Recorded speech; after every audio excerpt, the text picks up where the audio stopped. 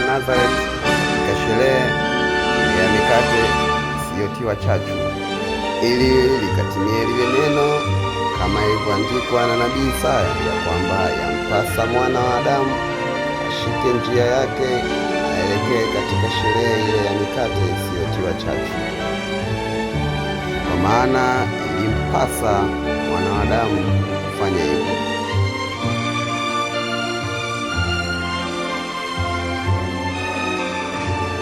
Hata hivyo, ile mikate haikutosha kuwalisha wale tenashara.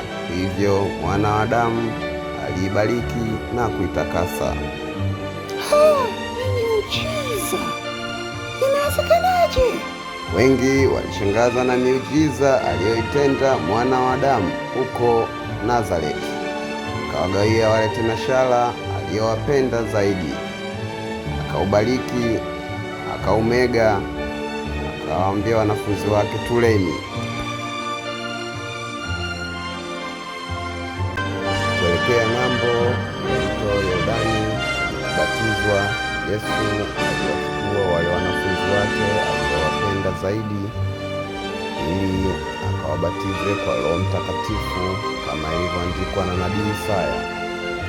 Yesu aliongozana na wanafunzi wake Petro, Mathayo, Zakayo pamoja na Yuda Iskarioti. Walipita milima kuelekea mto Yordani, kule alikobatiza Yohana Mbatizaji. Yesu pamoja na wale tenashara waliowapenda zaidi walikatiza mito na mabonde kuelekea mto Yordani. Walipofika katika mto Yordani, Yesu aliketi pamoja na wanafunzi wake, na yule mwanafunzi aliyempenda zaidi alikwenda kuchukua ile nguo aliyokuwa amevaa mwana wa Adamu. Yesu alitoa maelekezo ya wanafunzi wake namna wokovu unavyopatikana.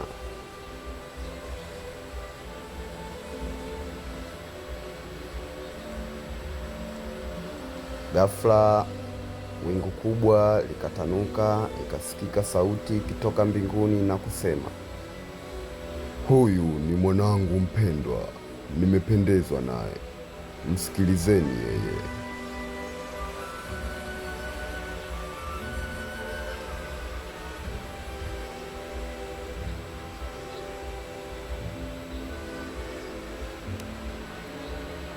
Wakati ule mwana wa Adamu akiendelea, alimwita mwanafunzi wake mmoja, Yuda Iskarioti, kwa ajili ya kubatizwa kwa Roho Mtakatifu. Akamwambia na kubariki kwa jina la Baba, Mwana na Roho Mtakatifu.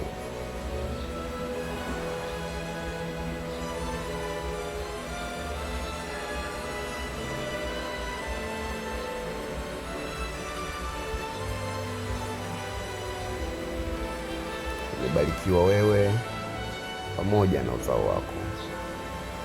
Tubuni na kuiamini Injili. Nenda kwa amani. Mathayo, mwanafunzi yule aliyopendwa na Yesu. Umebarikiwa wewe pamoja na uzao wako. Tubuni na kuiamini Injili. Zakayo, umebarikiwa wewe pamoja na ukoo wako.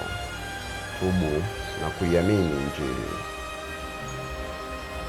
Pamoja na Petro, mwanafunzi yule aliyeshikamana na Yesu kutoka Galilaya mpaka mji wa Nazareti.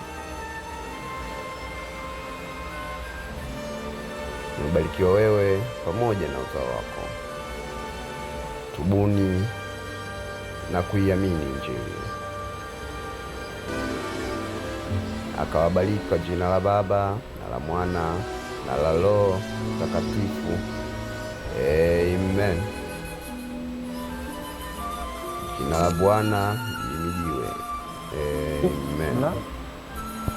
Yesu alikuwa akikatiza kuelekea ng'ambo, na wanafunzi wake walikuwa wakimpita Zakayo aliyekuwa amekaa juu ya mti akitaka kumwona Yesu. Yesu akamwambia, Zakayo, shuka huko juu, nimekuona. Shuka taratibu.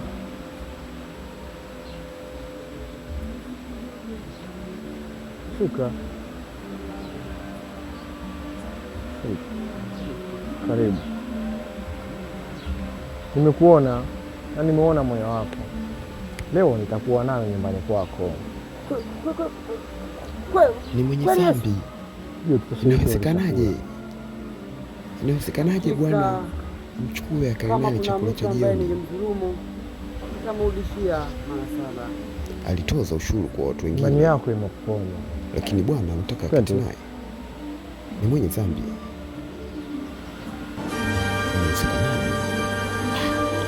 Inawezekanaje? Wakati ule baada ya ubatizo pale mto Yordani, Yesu aliketi pamoja na wanafunzi wake akiendelea kuwapatia habari njema ya wokovu. Na ndipo alipotokea mmoja wa makuhani na kumwambia, Mwalimu, baba yako na mama yako wapo nje ya sinagogi. Baba yangu na mama yangu ni wale wote wanaosikia neno la Mungu na kulifuata. Baada ya maneno yale, yule kuhani alinyanyuka akashika njia akaenda zake. Ndipo Yuda alipomsaliti mwana wa Adamu kwa vipande 30 vya fedha kwa kuhani mkuu wakati ule. Yuda Iskarioti alishika njia akaenda zake. Wakati ule Yesu alikuwa na wanafunzi wake kule mlimani akiwafundisha habari njema ya wokovu.